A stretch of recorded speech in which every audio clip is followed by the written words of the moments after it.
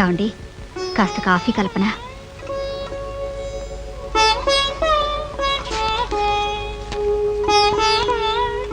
ఏమండి, ఇంత పెందరాడే ఎక్కడికండి? కాస్త కాఫీ.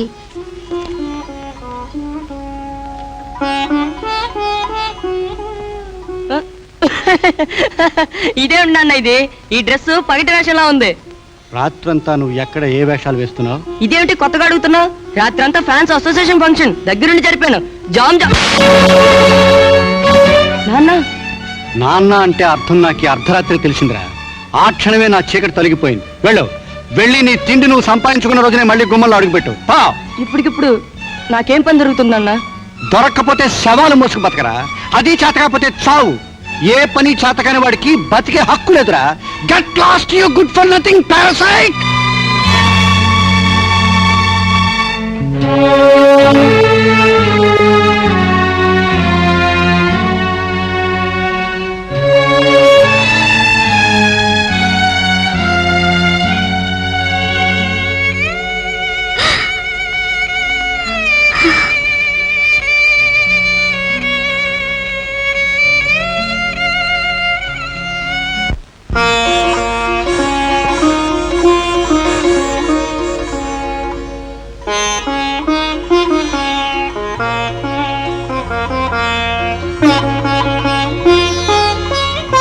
సీత, ఇన్నాళ్ళు నిన్ను 4 గోడల మధ్యనే ఉంచాను.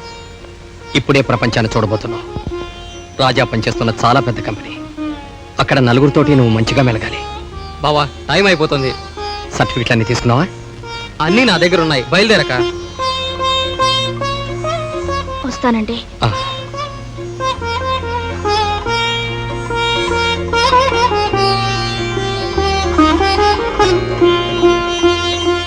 ఏమండి, ఫిల్టర్లో డికాషన్ ఉంది, ఫ్లాస్క్ లో పాలున్నాయి, కలుపుకొని తాగండి. డికాషన్ లో 4వ వంతు పాలు పోసుకుంటే మీకు బాగుంటుంది. పంచదార 1.5 స్పూన్ తక్కువ వేసుకున్నారు, చేదుగా ఉంటుంది. అలాగని ఎక్కువైనా షుగర్ కంప్లీట్ వస్తుంది.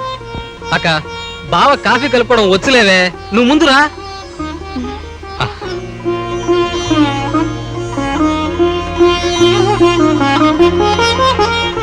ఆకలేస్తే అన్నం తినండి. వడ్డించుకోవడానికి బద్ధకం అనిపిస్తే దుర్గను పిలవండి. నేను దాంతో చెప్పాను. అన్నం గిన్నెలోనే ఉంది, అక్కడే చారుంది, వంకాయ బఠానీ కూర చేశాను, ఆ గిన్నెలో మజ్జిగుంది. జ్ఞాపకుంటుందా? లేకపోతే చిన్న చీటి మజ్జిగా రాసతికించేనా? అక్కర్లేదు, జ్ఞాపకం ఉంటుంది. నువ్వు వెళ్ళే రా అక్క. ఎండలో ఎక్కువగా తిరగకండి. తలనొప్పి పెట్టుకొని ఇంటికొస్తే నేను కూడా ఉండను. ఎందుకైనా మంచిది కొంచెం కషాయం పెట్టిపోనా? అక్కర్లేదు అక్క, మా ఆఫీసులో నీకు ఉద్యోగం రావడం కాదు కానీ నా ఉద్యోగం పోవడం ఖాయం. బయలుదేరవే. నా వల్ల కావడం లేదురా. ఇన్నాళ్ళు మీ బావని కనిపెట్టుకుని ఉండడమే నా బ్రతికైంది. ఇప్పుడు ఆయన ఇంట్లో వదిలి నేను బయటకు పోవాలంటే మనసులో ఎలాగో ఉందిరా. ముందు అలాగే ఉంటుంది, పోను పోను అలవాటైపోతుంది. ఏం చేస్తాం? ఆప్యాయతల కన్నా ఆదాయాలకే విలువ ఎక్కువ. ఇక ముందు ఇంటికి రాగానే సీతా సీత అనుకోలేను, నా రాత రాత అనుకోవాలి. It's all right. All the best. అక్క, 1982లో ప్రారంభించారు మీ సీను, ఇది 83. బయలుదేరవే తల్లి, రా. నమస్కారం సార్. నమస్కారం. ఏం కావాలి? ఉద్యోగం సార్, బిఏ పాస్ అయ్యాను. అక్కడడు సార్. ఇంతకు ముందు ఏ ఉద్యోగం చేసేవాడివి? ఏం చేయలేదు సార్. ఏ అనుభవం లేని వాడికి ఎవరిస్తారా ఏ ఉద్యోగం? వెళ్ళి 60 ఏళ్ల వయసులో ఉద్యోగం కావాలా? అడగటానికి సిగ్గిటి లేదు. వెళ్ళి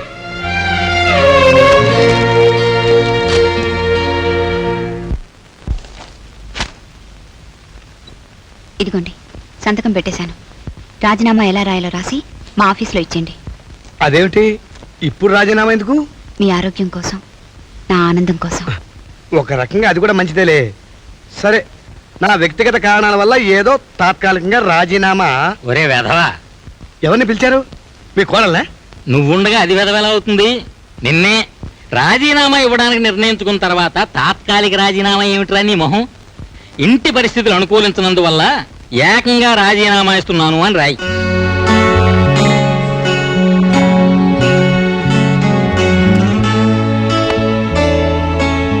ఏమిట్రా ఆలోచిస్తున్నావు? డబ్బు విషయమేనా? 30,000 రూపాయలు బ్యాంకులో మన ప్రీ ప్యారిటీ ఫిక్స్డ్ డిపాజిట్ లో వేశాను. ఆ వడ్డీ ప్రతి నెల వస్తుంటుంది. ప్రియని అడుక్కు తిను. అదే శారద జీతం అనుకో.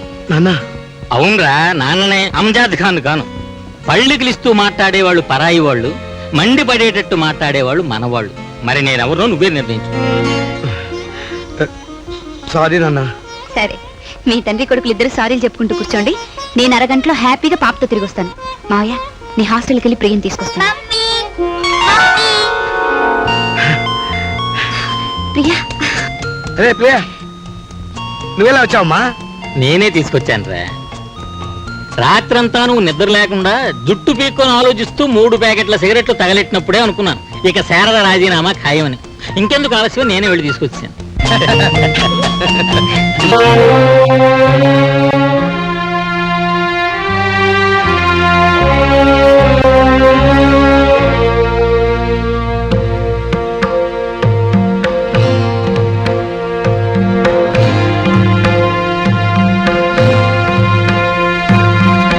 లక్ష్మి, ఇదిగోనే. దొంగతనం చేయలేదు, అబద్ధాలు ఆడలేదు, ఎవరిని మోసం చేయలేదు, ఎవరికి చేయి దాచలేదు. ఇది నీ మొగుడు సంపాదన, మూటలు మోసి సంపాదించిన సంపాదన. దేవుడి ముందు పెట్టు.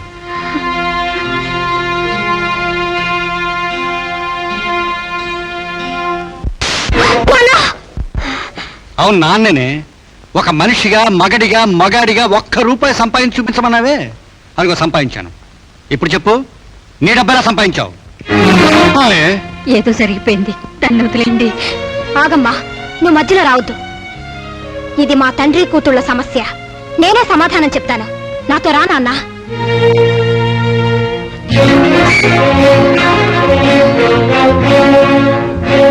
రండి నాన్న.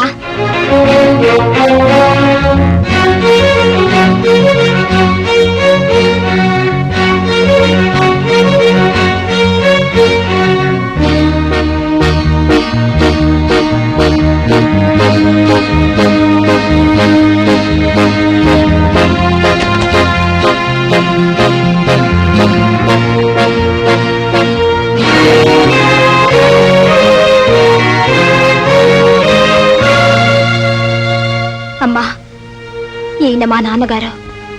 నాన్న, ఈవిడ కుష్ఠరోగి. అందువల్ల ఈవిడకు పరిచర్యలు చేయడానికి ఎవరూ ముందుకు రాలేదు. నేను ఆవిడ బట్టలు ఉతుకుతాను, బట్టలు తొడిగిస్తాను, స్నానం చేయిస్తాను, అన్నం తినిపిస్తాను. ఎవరు ఒప్పుకోని పని నేను చేస్తున్నాను కనుకనే నేను అడిగినంత జీతం మన వీధి చివరి వరకు కారు. అంతేకాని నేను వ్యభిచారం చేయలేదు. అయ్యగా, ఈ పనిలో కుదిరిసింది నేనే బాబు. మీ బిడ్డ చేత నేను తప్పు పని చేయిస్తాను. చెప్పండి బాబు. అమ్మా,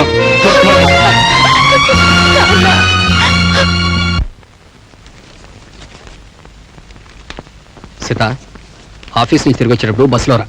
నడిచి రావద్దని నీకు ఎన్నిసార్లు చెప్పాలి? ఇవాళ ఆఫీస్ నుంచి త్వరగా వచ్చి నీకోసం ఎదురు చూస్తూ ఉంటాను. నేను రాను. అదేమిటి?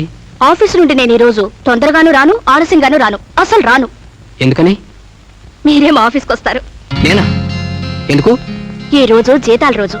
4 నిమిషాల్లో జీతం తీసుకుంటాం. అక్కడి నుండి 4 అడుగుల్లో బజార్లో పడతాం. 4 గంటల వరకు షాపింగ్ చేస్తాం. 4 నుండి 6 వరకు షికార్లు పడతాం. 6 నుంచి 9 వరకు ఆకలి రాజ్యం సినిమా చూస్తాం. 9:30కి రెస్టారెంట్లో భోజనం. 9:45కి ఝామ్ ఝామ్ మిఠాయికెళ్ళి 10 గంటలకు ఆటోలో ఇంటికొస్తాం. ఆ తర్వాత టట్టడాయ్. అరే, ఏమైంది మీకు? మధుర స్మృతులు. అమ్మా, పూజ అయిందా? అవుతోంది బాబు. నాకు టైం అయింది, పనిలోకి వెళ్ళాలి. సరిగ్గా 11 గంటలకి టాక్సీ తీసుకొస్తాను. టీబీ హాస్పిటల్కి వెళ్దాం. రెడీగా ఉందా? ఎందుకు బాబు? నువ్వు మీ నాన్న లక్షణంగా పనికి వెళ్ళడం ప్రారంభించినాడే నా టీపీ ఎగిరిపోయింది. అదేం కుదరదు. డాక్టర్లు నీకు పూర్తిగా నయమైందని చెప్పే వరకు నువ్వు చెకప్కి రావాల్సిందే. అంతవరకు నా సంపాదన అంతా నీ ఆరోగ్యం కోసం ఖర్చు కావాల్సిందే. రాము, అమ్మా, మీకు ఈ అనారోగ్యం రావటానికి కారణం నేను, నాన్నే కదా. దీన్ని పోగొట్టే బాధ్యత కూడా మాదే.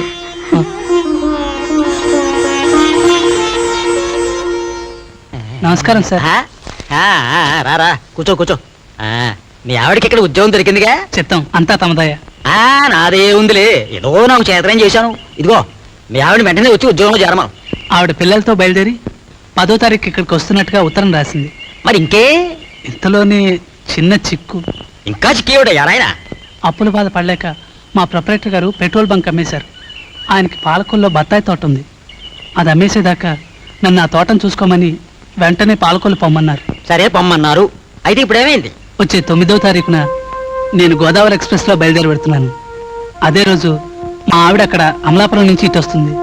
దేవుడి దయ వల్ల 2 బళ్ళు కరెక్ట్ టైం కొడితే బెజవాడలో క్రాస్ అవుతాయి. ఆ సమయంలో మా ఆవిడతో 10 నిమిషాలు మాట్లాడడానికి అవకాశం ఉంటుంది. మిమ్మల్ని పదే పదే ఇబ్బంది పెడుతున్నాను అనుకోకపోతే దయచేసి మా ఆవిడకి పాలకొల్లో ఉద్యోగం వేయిస్తారా? అయ్య బాబు, హలో దుర్గా, నీ విషయం అంతా విన్నాను. Your truly exemplary. దేవుడైనా మార్చలేని మీ నాన్నను ఎంత బాగా మార్చేశావు. అది నా ధర్మం కదా. గుడ్. ధర్మం అన్నావు కాబట్టి నా ధర్మపత్ని విషయం నీతో చెప్పడం నా ధర్మం కదా. ఇదిగో ఈ ఫోటో చూడు. ఎవరి అమ్మాయి? నాకు మా అమ్మ చూసి పెట్టిన భార్యామణి. ఎలా ఉంది? అదృష్టవంతురాలు. అదేమిటి, బస్సులో రావా? నేనెక్కవలసిన బస్సు ఎప్పుడూ లేటే. అది రావాలంటే మరో జన్మ పడుతుంది.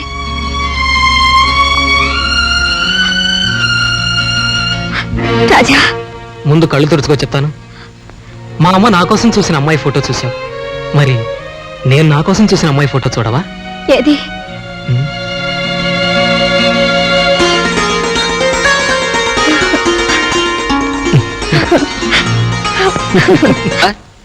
సీత, ఏమిటండి? నీకు good news. Ramakrishna machine high స్కూల్లో నాకు ఉద్యోగం వచ్చింది. కంగ్రాచులేషన్స్. Thank you. ఎన్నాళ్ళు మన అవసరం కోసం మీకు ఇష్టం లేకపోయినా నన్ను ఉద్యోగానికి పంపారు. ఇప్పుడు ఆ అవసరం లేదు కదా, ఇంకెంటి పట్టునే ఉంటానండి. చూడు సీత, మన ఇరుగు పొరుగు కుటుంబాల వాళ్ళు ఎవరైనా నేర్చుకోవాల్సిన పాఠం ఇది. అవసరం ఉండి కూడా ఆడది ఉద్యోగం చేస్తే నామోషి అనుకోవటం ఈ రాంబాబు తప్పు. అవసరం లేకపోయినా ఆడది ఉద్యోగం చేయటం ఆడంబరం అనుకోవటం ఆ చిట్టిబాబు తప్పు. అప్పుడు నేను ఉద్యోగం చెయ్యొద్దన్నది మగజాతి అహంకారం. ఇప్పుడు నీ ఇష్టం అంటున్నది నీ మీదున్న మమకారం. Thank you. పుట్టి థ్యాంక్ యూలేనా? తట్టడంలో ఏమైనా ఉన్నాయా? ఇస్తాను గాని 6 నెలలు ఆగాలి. అదేమిటి? రియల్లీ? ఉద్యోగం పురుషులకే లక్షణం అనుకున్నాడు రాంబాబు. స్త్రీలు కూడా లక్షణంగా ఉద్యోగం చేయొచ్చునని నిరూపించింది సీత. ఇది సీతారామ చరిత్ర. అంటే ఓడా ఏమన్నా టిఫిన్ చేయబోతున్నాను. శుభం. అదే ఉప్మా చేయమంటారా, పెసరట్టు చేయమంటారా? గారెలు, గారెలోకి పచ్చడి చేయమంటారా, పంచదార నంచుకుంటారా? నిమ్మకాయ పులుసు. వాట్? నీకేం తెలుసు ఆ నిమ్మకాయ పులుసు?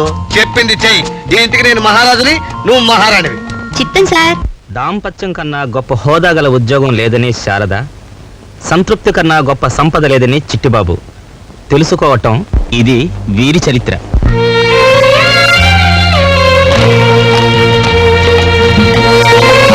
భర్తను సాధించడం కన్నా సహనంతో సాధించడం ఆమె ఘనత. బాధ్యతల బరువు ఆలస్యంగానైనా మోయడం అతని ఘనత. ఇది అవధాని విచిత్ర చరిత్ర.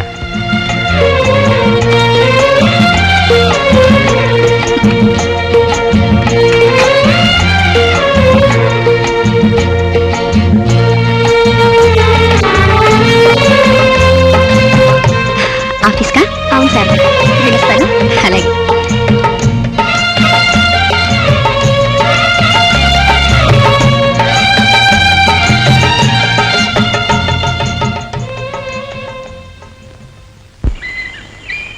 జంతికల చక్రాలు వేరుశనగ ఉండలండి. జంతికల చక్రాలు వేరుశనగ ఉండలు బాబు. బాబు జంతికలండి. బాయ్, అయ్యా, జంతికలు ఎంతో? జంతికి 10 పైసలండి. ఓ 2 జంతికలు ఇలా. ఆ ఉండలు ఎంతో? ఉండలు 10 పైసలండి. ఇంట్లో తయారు చేసినవండి. Very good. చూడు, జంతికల కన్నా ఉండలు ప్రశస్తమైనవని మారుతురావు ఏదో పుస్తకంలో చెప్పినట్టు గుర్తయ్యా. ఓ పని చేద్దాం, ఈ జంతికలు ఇచ్చేసుకుని ఆ 2 ఉండలు ఇలా ఇచ్చి. అలాగేనండి. చాలా థ్యాంక్స్ అయ్యా, వెళ్ళిరా. మరి వాటికి డబ్బండి? వాటికి బదులే కదా అయ్యా ఇవి ఇచ్చావు. మరి జంతికలకండి? జంతికల్ని తెలియదే, తిరిగి ఇచ్చేశానుగా.